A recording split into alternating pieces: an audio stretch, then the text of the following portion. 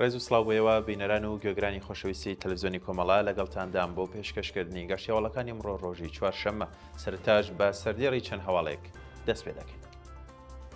گیانبەختکردنی خەزاڵ مەولایی لە ئەنجامی هێرشی درۆنی کۆماری ئیسلامی ئێران. دەست بە سەرکرانی هەژ هاوڵاتی لە ئیلام. سەپاندنی سزای سێدارە بۆ سەر 4 کەس لە دەست بە سەرکراوانی خۆپیشاندانەکانی مانگی بەفرانبار. ئەگەری دەستپێکردنەوەی دانوستانەکانی ئەمریکا و ئێران لە ئیسلاماباد.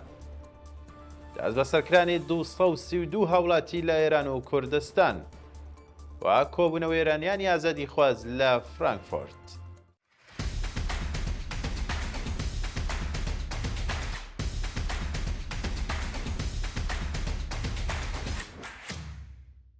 گیانبەختکردنی خەزاڵ مەولایی لە ئەنجامی هێرشی درۆنی کۆماری ئیسلامی ئێران. خەزاڵ مەولایی پێشمەرگەیەکی گەنجی کۆمەڵی زەحمەتکێشانی کوردستان ئێران بەهۆی هێرشی درۆنی هێزەکانی کۆماری ئیسلامی ئێران بۆ سەر بەرەگای ئەم حیزبە لە ناوچەی سووداشی سەر بەشاری سلێمانی پاش گواستنەوەی بۆ نەخۆشخانە و بەهۆی سەختی برینەکانی گیانی بەخت کرد. لە ئێوارەی سێشەمە 25 خاکەلەوەی 1405 تاوی خەزاڵ مەولایی خەڵکی شاری مەهاباد و لە پێشمەرگەی کۆمەڵی زەحمەتکێشانی کوردستان ئێران لە کاتی هێرشی درۆنی هێزەکانی سوپای پاسداران بۆ سەر کەمپی سووردار بە سەختی بریندار بوو و چەند کاتژمێرێک دواتر لە یەکێک لە نەخۆشخانەکان گیانی لەدەستدا. شانی باسە لە کاتی ئەم هێرشەدا لانی کەم دوو پێشمەرگەی تریش بریندار بوون کە بارودۆخی گشتیان خۆشبەختانە جێگی ڕاگەیەنراوە. دەست بە سەرکرانی هەژ هاوڵاتی لە ئیلام. ڕۆژی سێشەمە 25 خاکەلێوە 8 هاوڵاتی لە پارێزگای ئیلام دەست بەسەر کران. بە پێی راپۆرتەکان 8 هاوڵاتی لە پارێزگای ئیلام لەلایەن ڕێکخراوی زانیاری سوپای پاسداران دەست بەسەر کران. بە گوێرەی ئەم راپۆرتانە ئەم دامەزراوەیە ئەو کەسانە بە هاوکاری لەگەڵ گروپە نایارەکانی ڕژیم، میدیای دەرەوەی وڵات وەک ئەیران ئینتەرناشناڵ و پەیوەندی ڕاستەخۆ بە موساد تۆمەتبار کردووە. تا ئێستا هیچ زانیاریکی زیاتریش لەسەر ناسنامێم دەست بەسەرکراوانە یان شوێنی ڕاگرتنیان بڵاو نەکراوەتەوە. سەپاندنی سزای سێدارە بەسەر 4 کەس لە دەست بەسەرکراوانی خۆپیشاندانەکانی مانگی بەفرانبار. دەستگای دادوەری کۆماری ئیسلامی ئێران لە درێژەی سەپاندنی سزای قورس بەسەر دەست بەسەرکراوانی مانگی بەفرانباردا سزای سێداری بەسەر 4 هاوڵاتی بە ناوەکانی محەممەد ڕەزا مەجیدی ئەسڵ، بیتا هیممەتی، بێهروز زەمانی نەژاد و کۆرش زەمانی نەژاد سەپاند و دەستی بەسەر ماڵ و مڵکی ئەم کەسانە داگرت. بە پێی راپۆرتی گەیشتوو لەم دوایانەدا لەقی 26 دادگای شۆڕشی تاران بە سەرۆکایەتی دادوەری ئیمانیەفشاری سزای قورسی بەسەر 4 هاوڵەتیدا سەپاندووە و پێیان ڕاگەیاندراوە بە پێی ئەم بڕیارە محەممەد ڕەزا مەجیدی ئەسڵ، بیتا هیممەتی، بێهروز زەمانی نەژاد و کۆرش زەمانی نەژاد بە تۆمەتی هاوکاری لەگەڵ گروپە نایارەکان سزای سێدارەیان بەسەردا سەپێنراوە. ئەم 4 هاوڵاتیە جگە لە سزای سێدارە بە تۆمەتی کۆبوونەوە و تەبانی لە دژی وڵات هەرکەمەیان سزای 5 ساڵ بنکران وەک سزای تەواوکاریش سزای دەست بەسەرداگرتنی گشت ماڵ و دارایەکانیان بەسەردا سەپێنراوە. جێگای ئاماژەیە کە لە هەمان دۆسیەدا ئەمیر هیممەتی لەلایەن دادگای شۆڕشی تارانەوە با تۆمەتی کۆبوونەوە و تەبانی سزای 5 ساڵ بنکران و با تۆمەتی چالەکی پڕوپاگەندەی دژی نظام سزای 8 مانگ زیندانی بەسەردا سەپێنراوە. شایانی باسا دادگای شۆڕش وەک پاساو بۆ ئەم تۆمەتانە ئاماژەی بە بەشداری لە کۆبوونەوەکانی 1990 بەفرانبار، دانی دروشم، تێکدانی مڵکی گشتی و هەندێک ئیدعای نەسەلمێنراوی وەک هاوێشتنی کەرەستەی ئاگرین و بەکارهێنانی چەکینا دیار کردووە. ئەگەری دەستپێکردنەوەی دانوستانەکانی ئەمریکا و ئێران لە ئیسلاماباد. بە دوای ئاڵۆزیەکانی ئەم دواییە سەرچاوەگادارەکان ڕایان گەیاندووە کە ڕەنگەم هەفتەیە تیمەکانی دانوستان کاری ئەمریکا و کۆماری ئیسلامی بۆ دەستپێکردنەوەی دانوستانەکان بگەڕێنەوە بۆ ئیسلاماباد. ئەمەش دوایەوە دێت کە ئاخولی پێشووی دانوستانەکان کە لە ساڵی 1357ەوە بە بەرزترین ئاسی دانوستانەکانی نێوان هەردوو لادادەنرا بەبێ ئەوەی بگات ئامانجێکی ڕوون کۆتایی هات. دەگوترێ هەواڵەکان بۆ زیندووکردنەوەی وتوێژەکان لە دۆخێکدا بەردەوامە کە هاوکات گرژە سەربازیەکان و گوشارە میدیایەکانیش لە دژی کۆماری ئیسلامی زیاتر بووە و ئاسۆی ڕێکەوتنی شتا ئێستا هەر ناڕوونە. بێکارکردنی بەرفراوان لە پیشەسازی ئۆتۆمبیلی ئێران. بە پێی راپۆرتەکان نزیکەی لە 170 هێزی کار لە یەکێک لە هۆڵدینگە گەورەکانی ئۆتۆمبیل لە ئێران لە سەرەتای ساڵەوە دەرکراون کە نیشانەی قەیرانێکی قوڵترە لە پیشەسازی وڵاتە. بە پێی زانیاری بڵاوکراوەکان یەکێک لە هۆڵدینگە گەورەکانی پیشەسازی ئۆتۆمبیل لە ئێران لە سەرەتای مانگی خاکەلێەوە دەستی کردووە بە دەرکردنی بەربڵاوی کرێکاران بە شێوەیەک کە نزیکەی لە ١٧ کرێکاران لەسەر کار دەرکراون.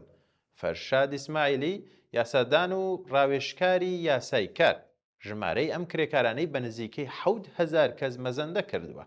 هەرچەندە ناوی هۆڵدینگەکە هێشتا ئاشکران نەکراوە، دەوترێت ئەم دۆخە تەنها تایبەت بە یەک کارگەشت نییە، بەڵکو نیشانەی قەیرانێکی گشتیە لە پیشەسازی وڵاتدا لە کاتێکدا کرێکاران سەرڕای حەقدەستی کەم و ناتەوە و بەرەو ڕووی بێکاری و دواخستنی حەقدەستەکانیان دەبنەوە، بە وتەی شارەزایان تەنها ڕێگەی چارەسەر بریتیە لە ڕێکخراوبوونی سەربەخۆی کرێکاران، یەکگرتووی و یەکڕیزی خۆپیشاندانەکان و بەکارهێنانی فشاری گشتی وەک مانگرتن.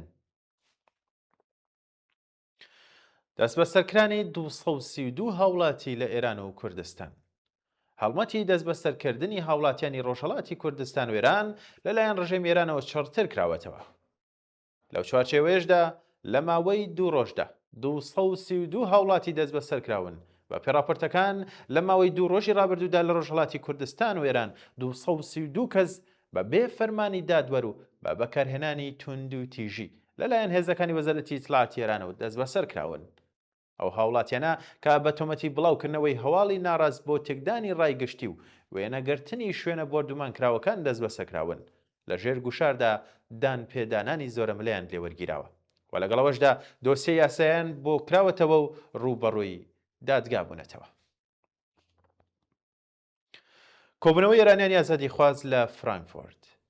ڕۆژی سێشەمە 14 نیسانی 2026 زاینی کۆمەڵێک لە ئێرانیانی ئازادی خواز و پشتیوانی بزوتنەوەی ژن ژیان ئازادی لە شاری فرانکفۆرتی ئەڵمان کۆبوونەوەیەکی ناڕزایەتیان ڕێکخست.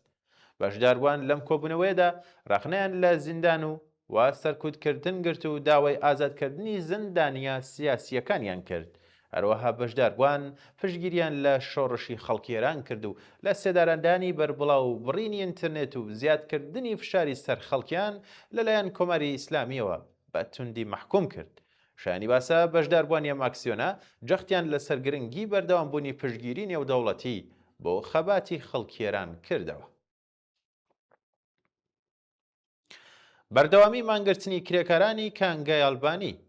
کرێکارانی کانگەی ناوچەی بولچیزە لە ئەڵبانی و بۆ شەشەمین ڕۆژی بەردەوام لە پێناو باشترکردنی مەرجەکانی کار و جێبەجێکردنی بەڵێنەکان دەستیاندایە خۆپیشاندان.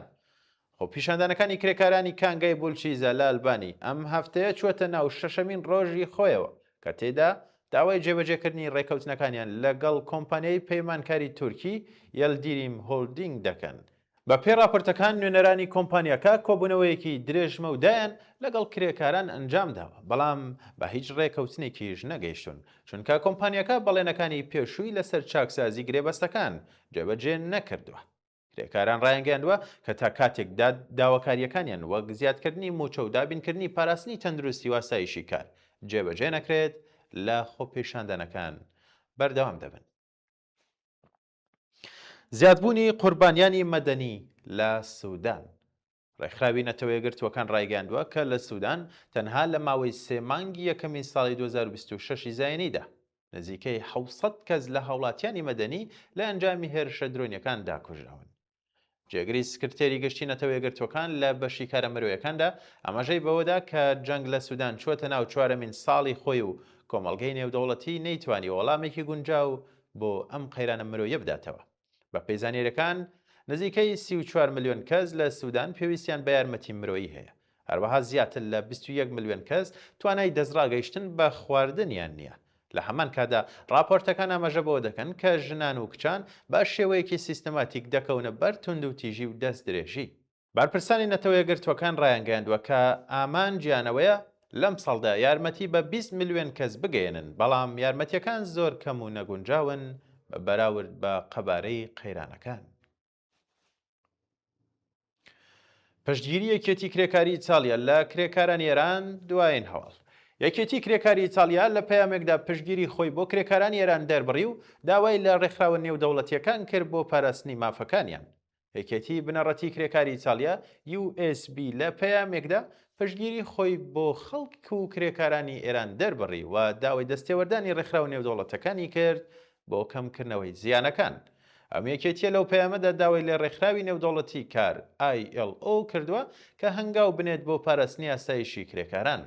هەروەها ڕخنەی لە کردارە سەربازیەکانی ئەمریکا و ئیسرائیل گرتووە و پێی وایە ئەم کردارانە هۆکاری زیادبوونی ئاڵۆزی و زیانگەیاندن بە بنەمە مەدەنیەکانن. لە کۆتاییدا یەکێتی کرێکاری ئیتالیا جەختی کردوێتەوە لەسەر گرنگی گەڕانەوە بۆ یاسا نێودەوڵەتیەکان، وەستاندنی توند و تیژی و دابینکردنی ئاسایشی خەڵک و کرێکاران، هەروەها پشتگیری لە مافی دیاریکردنی چارەنووسی گەلان. بەڵێ بینەران و گوێگرانی خۆشەویست گەشتیاوەڵەکانم پێشکەشکردن، کات و ساتێکی باش بۆ هەموو لایەک.